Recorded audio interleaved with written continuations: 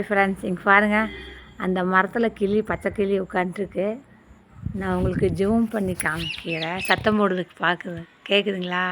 தெரியுதுங்களா? பச்சை கிளி இதா தெரியுதுங்களா?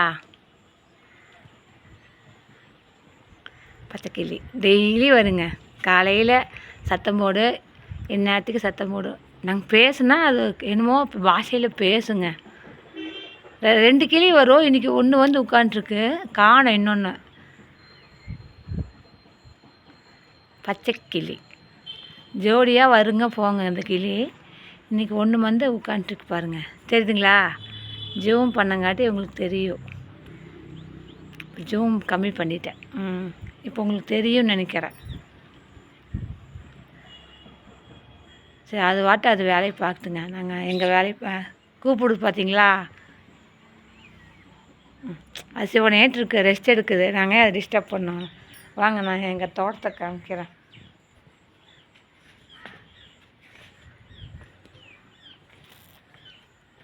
எப்பா முருகா, எங்கள் தோட்டத்தில் வந்து செடியெல்லாம் கொஞ்சம் ரிமூவ் பண்ணலான்ட்டு இருக்கேன். பாருங்கள், கரும்பு செடிக்கு வந்து இந்த துண்டாமல்லி போய் முட்டிகிட்ருக்கு பாருங்கள். இந்த கீரையெல்லாம் பிடுங்கி எடுக்கணுங்க. இதெல்லாம் ரிமூவ் பண்ணலாம். ரிமூவ் பண்ணால் மட்டும்தான் இந்த கரும்பு செடி வருங்க.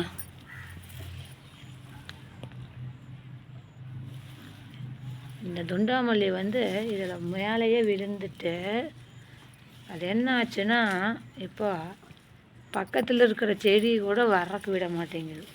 பாருங்கள், கரும்பு செடிக்கு மேலே போய் விழுந்தா இங்கே பாருங்கள், கரும்பு செடி தெரியுதுங்களா? பூங்கரும்பு 2-3 செடி வருதுங்க.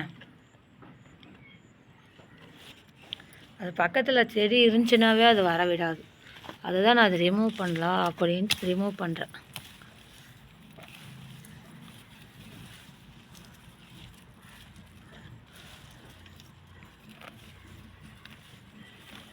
இந்த விஷச்செடியெல்லாம் க்ளீன் பண்ணி எடுத்துடலாம்.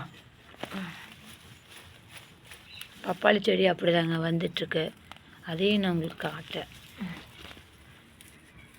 காலிஃப்ளவர் செடி ஆட்டுதான் பெருசாக வருது. அது காலிஃப்ளவரும் இல்லை, ஒன்றும் இல்லை. ஆனால் வேஸ்டேஜுங்க. அது கரும்பு செடி தான் வரணுன்ட்டு இப்போ அந்த இடத்த க்ளீன் பண்ணிகிட்ருக்கேன் நான்.